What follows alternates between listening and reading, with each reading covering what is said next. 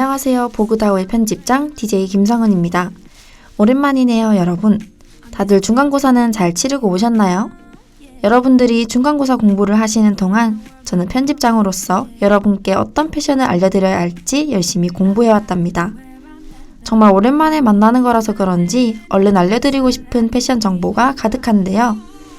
그래서 오늘 저를 도와 함께 패션 이야기를 나눌 베테랑 패션 에디터 한 분을 섭외했답니다. 소영씨.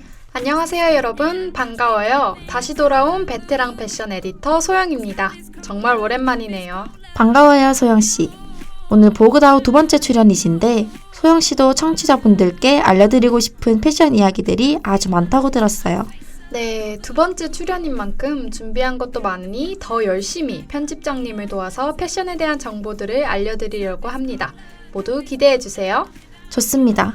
그럼 우리 본격적으로 패션 이야기 시작하기 전에 노래부터 먼저 한 곡 듣고 올까요?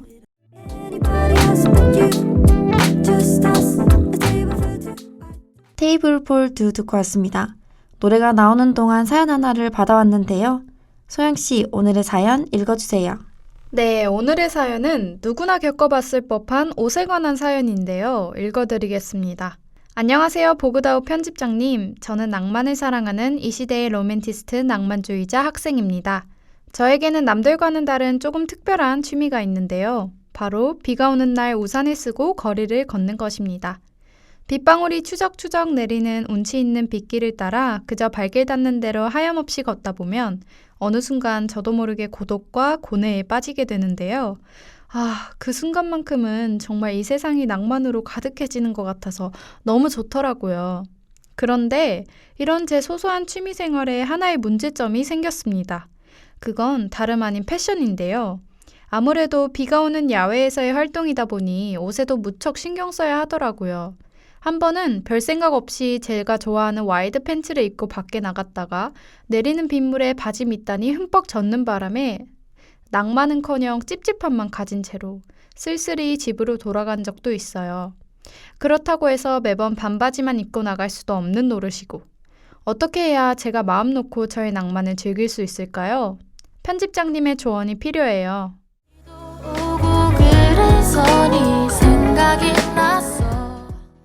비가 오는 날 바지나 신발이 젖어서 불편했던 경험은 누구나 있을 텐데요. 그래서 그런지 저도 사연을 듣는 내내 사연자님의 고민에 공감이 갔던 것 같습니다. 네, 맞아요. 저도 비가 오는 날이면 전체적인 패션도 그렇지만 특히나 하의에 신경을 정말 많이 쓰게 되더라고요. 맞습니다. 멋을 챙기려고 하면 빗물 때문에 불편하고 그렇다고 편의만 챙기자니 내 패션이 망가지는 것 같고 편리함과 멋을 동시에 챙기기란 여간 어려운 일이 아닌데요. 하지만 제가 누굽니까? 보그다오의 편집장 DJ 김성은 아니겠어요? 오늘 제가 사연자님께 비 오는 날 멋도 챙기고 낭만도 챙길 수 있는 방법을 알려드리도록 하겠습니다. 오, 역시 편집장님이시네요. 저도 그 방법이 궁금한데요. 얼른 알려주세요. 네, 좋습니다. 우선 비 오는 날 야외에 있기를 좋아한다는 사연자분께는 레인부츠가 꼭 필요할 것 같아요.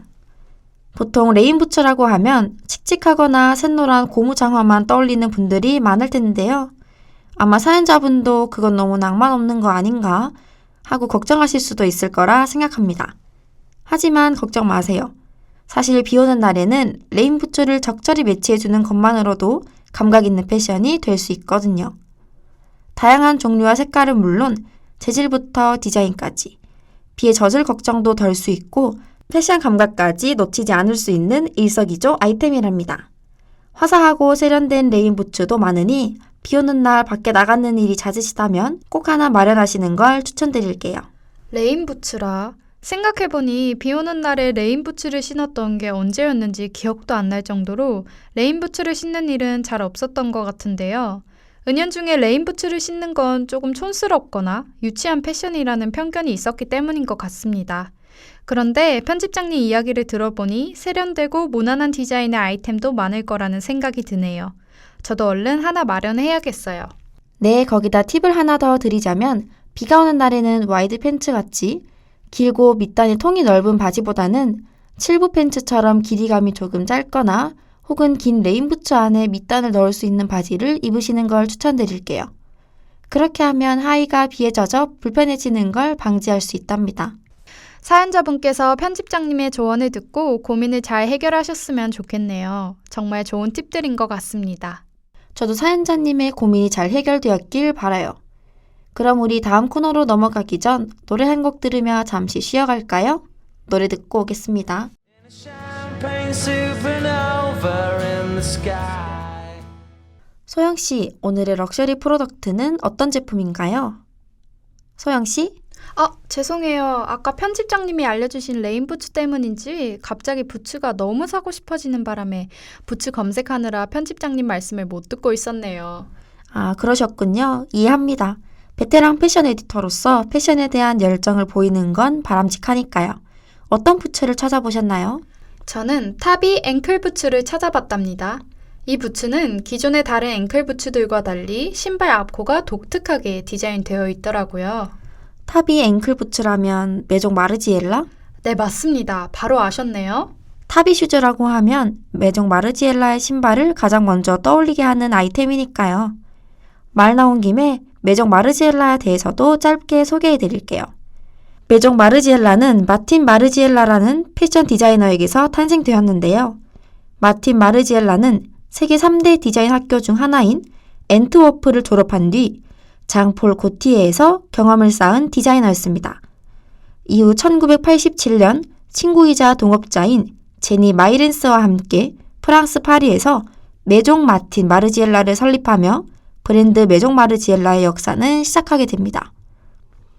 마틴 마르지엘라는 본인의 브랜드를 운영하는 동시에 1997년부터 2003년까지 에르메스의 수석 디자이너로서도 일했었는데요. 이러한 그의 활동 경력을 보면 그가 얼마나 실력 있는 디자이너인지를 알 수 있답니다. 또한 마틴 마르지엘라는 본인만의 확고한 디자인 철학을 가진 것으로도 잘 알려져 있는데요. 일명 해체주의라 불리는 그의 철학은 메종 마르지엘라 제품 곳곳에 묻어나오고 있습니다. 패션은 예술이 아니다. 그것은 착용자가 탐구하고 즐기는 공예, 즉 기술적 노하우다 라는 그의 말처럼 그는 겉으로 보기에 아름다운 디자인에 집착하기보단 패션에 자신의 철학을 담고 새로운 혁명에 도전하는 디자이너라 볼 수 있습니다. 그렇기에 그의 디자인은 패션계의 혁명을 불러일으켰고 여전히 많은 이들에게 사랑을 받고 있죠. 네, 맞아요. 마틴 마르지엘라는 대중들이 홍보나 쇼맨십, 브랜드의 이미지를 보기보다는 자신이 디자인한 옷 그 자체에 집중해주기를 바라는 마음에 따로 로고를 만들지 않기도 했죠. 그러나 옷에 집중하도록 만들기 위해 로고 대신 스티치와 심플한 라벨만 넣었음에도 결국 그 스티치와 라벨이 메종 마르지엘라의 상징이 되어버렸다는 게 아이러니한 것 같습니다. 그렇습니다. 그 스티치와 라벨조차 심플하지만 세련된 디자인이어서 그런지 커다란 로고만큼이나 대중들에게 잘 각인될 수밖에 없는 것 같네요. 자, 그럼 브랜드에 대해서는 여기까지 알아보는 걸로 하고 얼른 오늘의 럭셔리 프로덕트를 알아보러 가볼까요?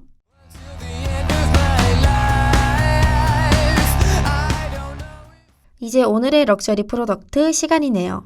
네, 오늘의 럭셔리 프로덕트는 아까 말씀드린 메종 마르지엘라의 타비 앵클 부츠인데요. 타비 슈즈 컬렉션은 독특한 디자인 때문에 호불호가 갈리는 제품이기도 하지만 동시에 메종 마르지엘라의 대표 인기 아이템이기도 하답니다.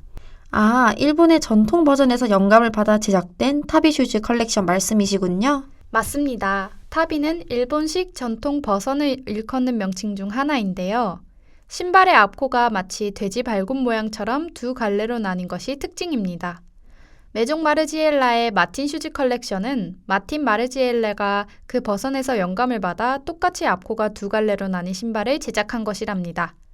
메종 마르지엘라의 대표 제품인 만큼 그 인기도 많기에 해체주의를 기반으로 디자인을 하는 마틴 마르지엘라의 특성상 매해 새로운 디자인으로 재출시되고 있어요. 묘한 매력을 가진 신발이니 혹시 관심이 생기시는 분들은 얼른 저처럼 검색해서 알아보시길 추천드릴게요. 좋습니다. 그럼 이제 럭셔리 프로덕트는 마무리하고 오늘의 마지막 코너인 패션 비디오 소개로 넘어가야겠네요. 그 전에 노래 한 곡 듣고 오겠습니다. 테일러 스위프트의 블랭크 스페이스. So it's gonna be forever, or it's gonna go down in flames.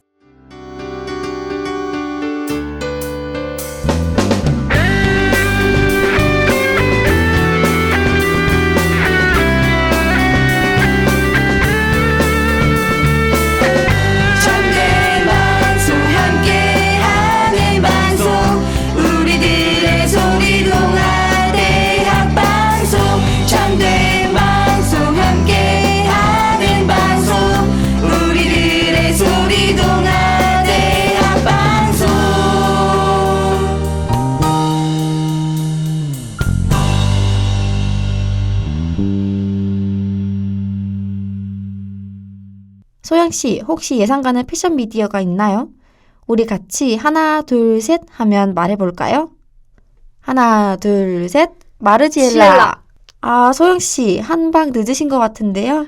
티가 났어요? 하지만 저 이 영화 봤어요. 국내에서 다소 짧은 시간 안에 스크린이 내려갔지만 놓치지 않고 보고 왔답니다. 저도 봤어요. 예전부터 느꼈는데 소영씨랑 저랑 패션 취향이나 영화 취향이 비슷한 것 같아요. 아무래도 마르지엘라 영화가 다큐멘터리고 일명 바풀 감성에 끌리지 않는 사람이라면 짧은 상영 기간 동안 보러 가기 쉽지 않거든요. 역시 편집장님이랑 저랑 아주 잘 맞는 것 같아요. 또 2008년 메종 마르탱 마르지엘라 20주년 기념쇼를 마지막으로 패션계와 작별한 마르탱의 이야기만 담은 내용이라 평소에 마르지엘라 브랜드에 대해 관심이 없다면 관람하기 쉽지 않은 것 같아요. 맞아요. 또 마르탱은 공식 석상 노출을 극도로 꺼렸기 때문에 대중은 그에 대해 잘 몰라서 영화 개봉 당시 큰 언급이 되지 않았던 것 같아요. 하지만 영화에 마르탱의 목소리도 담겨 있고 또 그가 은퇴하게 된 이유도 담겨 있으니 메종 마르지엘라 브랜드에 대해 더 자세히 알고 싶다면 오늘 마르지엘라 영화를 보는 것을 추천합니다. So bright, 좋아. 모든 빛을 쏟아내는